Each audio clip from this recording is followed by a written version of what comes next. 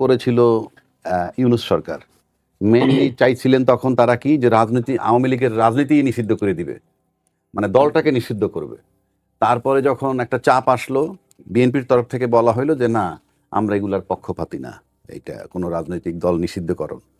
তখন তিনি একটা মধ্যপন্থা বাইছে নিলেন, যেটা কি দলও নিষিদ্ধ করলাম না, তখন একটা ইস্যু বানাইলো যে বিচার প্রক্রিয়া শেষ না হওয়া পর্যন্ত রাজনৈতিক কর্মকাণ্ড থাকবে, স্থগিত থাকবে।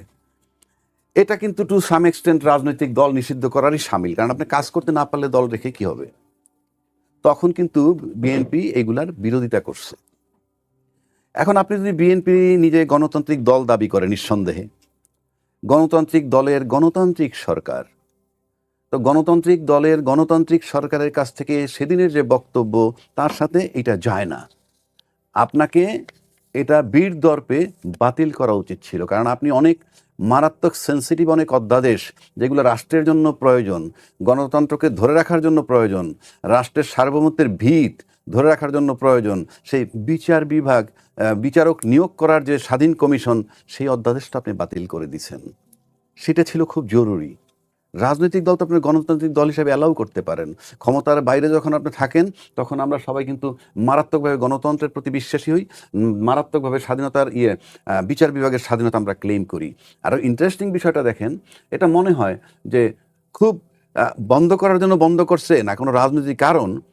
রুহুল কবির রিজভী সাহেব একটা স্টেটমেন্ট দিয়েছেন, আপনাদের বোধহয় জানা আছে, যে পাবলিক সেন্টিমেন্ট যদি এই অধ্যাদেশটাকে কার্যকর না করে তাহলে একটা সেন্টিমেন্ট তৈরি হবে, যে এই সেন্টিমেন্ট তাদের বিরুদ্ধে যাবে। তার মানে সেন্টিমেন্ট একটা factor, sentiment relates to emotion.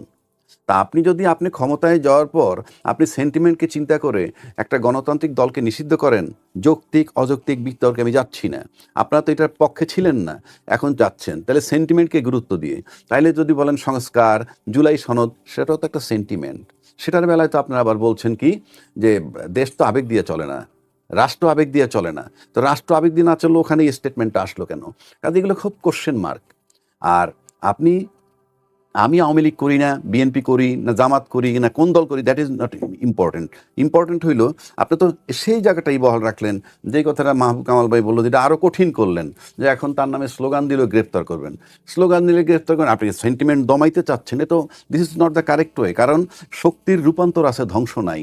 শক্তি কিন্তু একটা ফর্মের থেকে আরেকটা ফর্মে যায়, রূপান্তর হয়, বিজ্ঞান বলে। আপনি পৃথিবীর কোনো শক্তি কিন্তু ড্যামেজ হয় না। আপনি একটা শক্তি এখান থেকে দাবায় দিলেন, কিন্তু সেই শক্তিটা রূপান্তরিত আরেক ফর্মে সে বের হয়ে যাবে। সুতরাং সেই হিসাব যদি আপনি করেন তাহলে আপনি দেখবেন যে আসলে রাজনৈতিক আদর্শ বলতে কিছু আছে কিনা আমার জানা নাই। কারণ আমি একটা কথা বলি, সম্প্রতি গুম অধ্যাদেশ, যেটা গুম কমিশন অধ্যাদেশ, সেটাকেও কিন্তু বাতিল করা হয়েছে। আচ্ছা, গুমের শিকার সবচেয়ে বেশি বিএনপি, ধান খেতে ঘুমাইছে, বহু লোক ঘর ছাড়া হয়েছে। আচ্ছা, জামাতের লোকও গুম হয়েছে। আচ্ছা, তো আপনি যখন গুমের শিকার, সেই গুম কমিশন অধ্যাদেশটাকে আপনি বাতিল করবেন কেমনি? এখন আপনি বলতেছেন যে রাষ্ট্রদ্রোহিতার সামিল কোনো অপরাধ করলে অথবা কেউ যদি রাষ্ট্রবিরোধী কোনো কাজ করে তাহলে আটক রাখা যাবে। তাহলে তো শেখ হাসিনা যদি বলে যে আমি তো ওই কারণেই আটক রাখছি সব, আপনি তো এটা বৈধতা দিতেছেন যে আমি যাদেরকে আটক করছি, আমি কামালকে আটক করছিলাম, আমি পাপিয়ারে আটক করছিলাম, আমি রাজ্জাকিরে আটক করছিলাম, কি দিয়ে? ওই কারণে। এই গুম অধ্যাদেশ আরও ট্র্যাজেডি। আমি খুব ইম্পার্শিয়াল ভাই, আমার কাছে যেমন ধরেন আমি স্বামী হারাইছি, আমার বউ হারাইছি, এই ব্যথাটা তো আমার থেকে বেশি কেউ বুঝবে না। তা আপনি মনে করেন যে ইলিয়াস হোসেন না, ইলিয়াস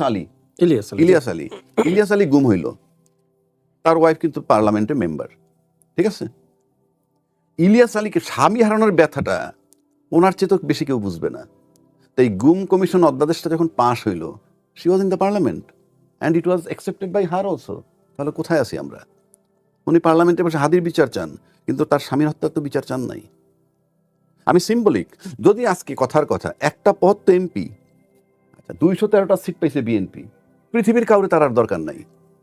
আর এই 2/3 মেজরিটির পর কারো ওপিনিয়ন দরকার নাই, কিচ্ছু দরকার নাই।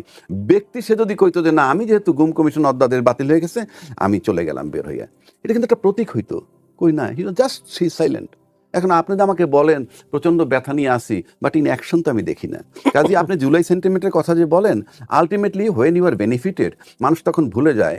আপনি দেখেন জামাতের যারা দণ্ডপ্রাপ্ত হয়েছিল, ওই যে কি জানি আইসিটি কোর্টে, ওই যে মানবতা বিরোধী অপরাধে, হ্যাঁ, আচ্ছা, তাদের ছেলে কোনটা ফেল করছে?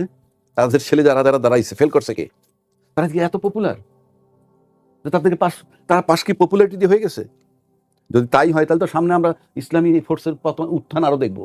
ঠিক আছে যে হ্যাঁ আমরা এটাকে পরে আরো সুন্দর করে আরো পোক্ত করে আনবো, কিন্তু প্রশ্ন সেটা না। প্রশ্ন হচ্ছে এই মুহূর্তে আপনি বাদ দিয়ে দিলেন। It is relating to sentiment. আজকে জুলাই চেতনার সেন্টিমেন্টের সাথে এটা সম্পৃক্ত, তো এই সেন্টিমেন্ট আপনি গুরুত্ব দেন না, 1 নম্বর।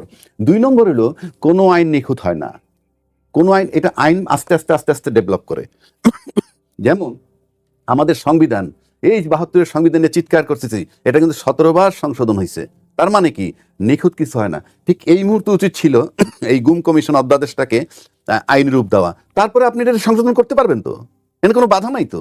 যে আপনি 3 মাস পরে দেখেন যে না এটার ভিতরে আরো কিছু সংশোধন আনা দরকার বা পরিবর্তন আনা, পারতেন, কিন্তু আপনি করেননি, এটাই চূড়ান্ত, এবং এটা না করার জন্যই এটা বলা। তারপরে আসেন আপনার একটা কথা বলি যে আরেকটা কথা বলছে পাপি আপা যে জামাত নানান জায়গায় নানান কিছু করছে, জামাতের বিরোধিতা। আমার এইখানেই প্রশ্ন যে জামাতের বিরোধিতাটা যে রাষ্ট্রীয়ভাবে করতেছে যারা, 2টা পরাক্রমশালী দল, যেটা একটা দলের প্রতিষ্ঠাতা জাতির জনক বঙ্গবন্ধু শেখ মুজিবুর রহমান, উনি যুদ্ধ করছেন বলতে উনি তো আটক ছিলেন, বাট ওনাদের নেতৃত্বে ওনার সেই অনুপ্রেরণায় একটা যুদ্ধ হয়েছে। আর একটা দলের প্রতিষ্ঠাতা সেই স্বাধীনতার ঘোষক on behalf of Sheikh Mujibur Rahman.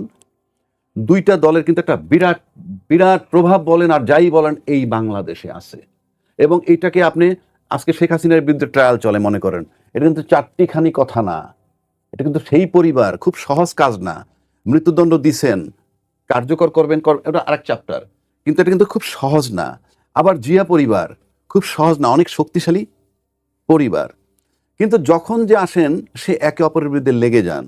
যেমন বেগম খালেদা জিয়াকে যখন বের করে দেওয়া হয়, সেটা আওয়ামী লীগ বের করে দিয়েছে, এবং জিয়া রহমানের খেতাবটা নিয়ে যখন টানাহেঁচড়া করা হয় তখন আওয়ামী লীগ সরকার ক্ষমতায়। আর আওয়ামী লীগের ভিতরে কিন্তু আরো মুক্তিযোদ্ধা ছিল, সেই মুক্তিযোদ্ধারা কি একবারও বিরোধিতা করছে যে মুক্তিযোদ্ধা পত্নী খালেদা জিয়াকে ওখান থেকে বের করছেন কেন, কিংবা তার খেতাব নিয়ে? আওয়ামী লীগেরও তো খেতাব নেওয়া হচ্ছে, জাতির পিতার আমি ভাই বলতে দেন, আমি সেই জায়গায় আসছি। তার মানে আওয়ামী লীগ যখন ক্ষমতায়, সে মুক্তিযুদ্ধের পক্ষের শক্তি, সে ক্ষমতায় থেকে জিয়া রহমানের খেতাব নিয়ে টান দেয়, খালেদা জিয়ারে বেগম খালেদা জিয়া ক্যান্টনমেন্ট থেকে বের করে দেয়। তখন বিএনপির অবস্থা আমি বাদই দিলাম, কিন্তু তার দলের ভিতরে মুক্তিযোদ্ধা ছিল, দে কেপ্ট সাইলেন্ট। এনএসএফ সার্টিফাইড স্বজন সিপিবিসি পাইপ, পাইপ ভালো তো লাইফ ভালো। একইভাবে আজকে আপনি আসেন যে আওয়ামী লীগের মতো একটা দলকে নিষিদ্ধ করতেছে। আওয়ামী লীগ মুক্তিযুদ্ধের পক্ষের শক্তি। আওয়ামী লীগ যতদিন ক্ষমতায় ছিল আমি শুনি নাই বিএনপি বলছে আমরা স্বাধীনতার পক্ষের শক্তি। তার মানে তারা স্বাধীনতার পক্ষের শক্তি না, তা বলছি না। এই স্লোগানটা তাদের মুখে ছিল না, এই স্লোগান ছিল শুধু আওয়ামী লীগের।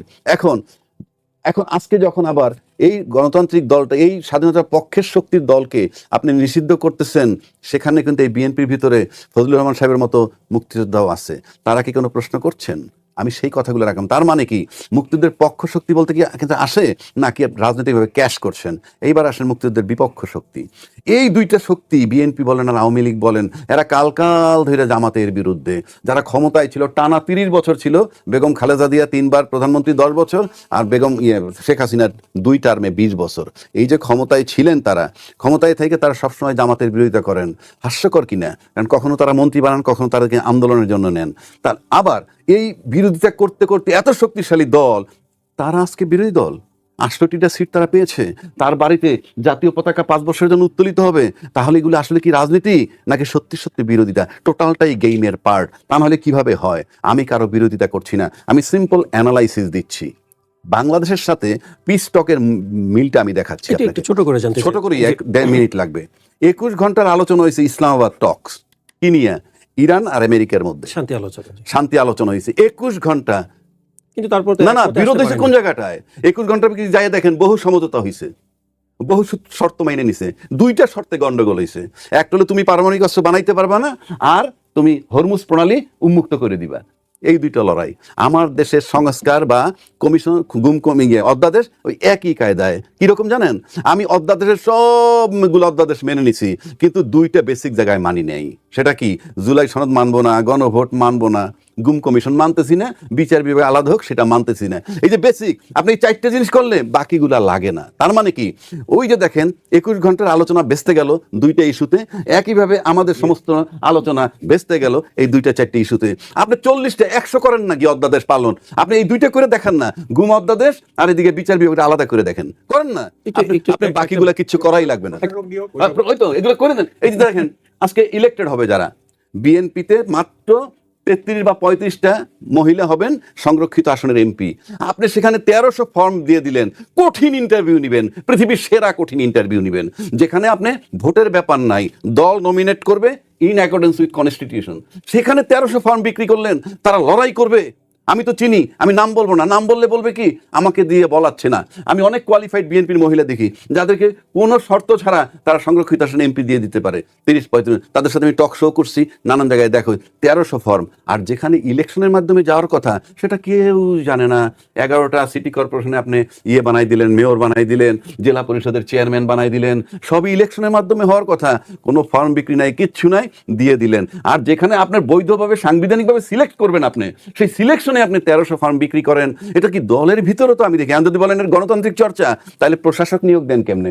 সবই আমার কাছে হাস্যকর। আসলে ইনফ্যাক্ট আমরা বলির পাঠা সাধারণ জনগণ, এই কামাল ভাইয়ের মতো লোক ভবনকে যখন আপনি জুলাই স্মৃতি জাদুঘর বানাইছেন, এটা তো এক ধরনের প্রতিশোধও বলা চলে, যে একটা ফেসিস্ট সরকার সে চলে গেছে এখানে।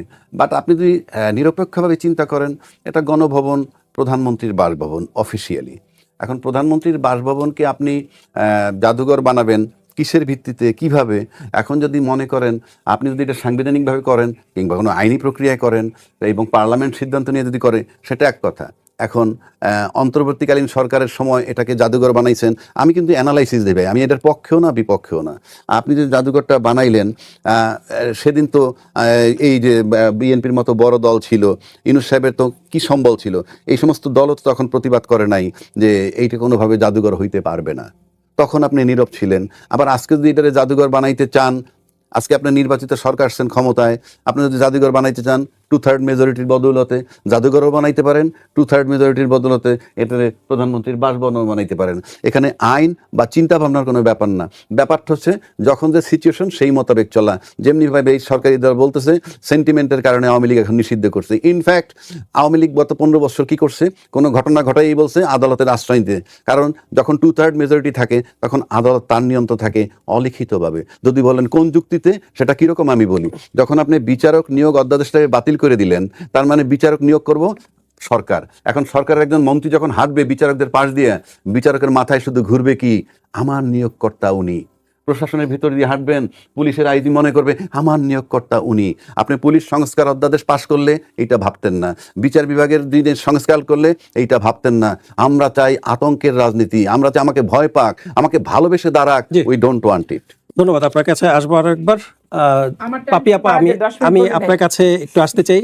আমরা একটু ছোট করে জানতে চাইবো, এই যে রাজাকি ভাই যেটা বললেন যে সংরক্ষিত নারী আসনে 1300 ফর্ম বিক্রি করা হয়েছে, অনেকের কাছে ফর্ম বিক্রি করা হয়েছে যারা এই গত সময়গুলোতে কখনোই রাজপথে ছিলেন না, আন্দোলনে ছিলেন না, এমন অভিযোগ কিন্তু উঠছে। তাহলে যে উড়ে এসে জুড়ে বসা, এদের আধিক্যতাই বেশি। আমরা জাতীয় নির্বাচনে কিন্তু তাই দেখেছি যে যারা যোগ্য ছিলেন তারা নমিনেশন থেকে বাদ পড়েছেন, যারা দল চেঞ্জ করে এক দল থেকে আরেক দলে মানে বিএনপিতে যোগ দিয়েছেন তারা কিন্তু মনোনয়ন পেয়েছেন। তো এই বিষয়টিকে আপনি কিভাবে দেখবেন? আচ্ছা, এটা আমি সবার শেষে উত্তর দিই, তার আগে একটু বলে দিই যে এই যে জাতীয় জামাত ইসলাম এবং এনসিপি বিরোধী দল হলো, এই বিরোধী দলের উৎসটা কোথায়? এই বিরোধী দলের উৎসটা হচ্ছে ওখানে যে ডক্টর ইউনূস সাহেবের জন্য 3 দিন অপেক্ষা করেছে যে উনি ছাড়া অন্তর্বর্তীকালীন সরকারের কেউ প্রধান হবেন না। এবং বাংলাদেশের ইতিহাসে এটাই হতো প্রথম যে সাজাপ্রাপ্ত ব্যক্তি সাজা মওকুফের আগেই হচ্ছে উনি অন্তর্বর্তীকালীন সরকারের প্রধান হয়েছেন এবং নিজে ক্ষমতায় থেকে নিজের সাজা, নিজের ট্যাক্স ম্যাক্সের যেগুলো ছিল সে নিজেরটা নিজে মওকুফ করেছেন। এবং উনি বক্তৃতায় বলছেন যে আমার নিয়োগকর্তা কৃতজ্ঞতা প্রকাশ করছে যারা তার নিয়োগকর্তা তাদের প্রতি। নতুন দল একটা আসবে, তার বক্তব্যে উনি দল তৈরি হওয়ার আগে আশাবাদ ব্যক্ত করেছেন। দল তৈরি হওয়ার পরে উনি তাদেরকে ধন্যবাদ আমরাও দিচ্ছি, তারাও দিচ্ছে, এটা ধারাবাহিকতা, সেটা ঠিক আছে। তারপরে উনি এটাও বলেছেন যে হচ্ছে তরুণদের ভিতরে ক্ষমতা সরকার গঠন হবে, মন্ত্রিত্বে আসবে, এমপি হবে, পার্লামেন্টে আসবে, প্রত্যাশা ব্যক্ত করেছে।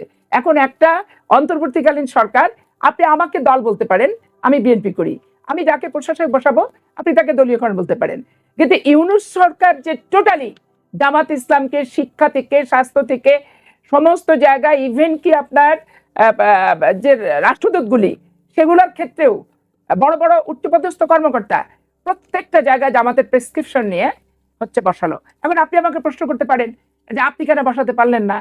আমি তো অন্তর্বর্তীকালীন সরকারে বিএনপি কোনো উপদেষ্টাও দিতে আগ্রহী না এবং প্রশাসনের জটিলতার ভিতরে ঢুকতে আমি আগ্রহী না। কেন আমি আগ্রহী না?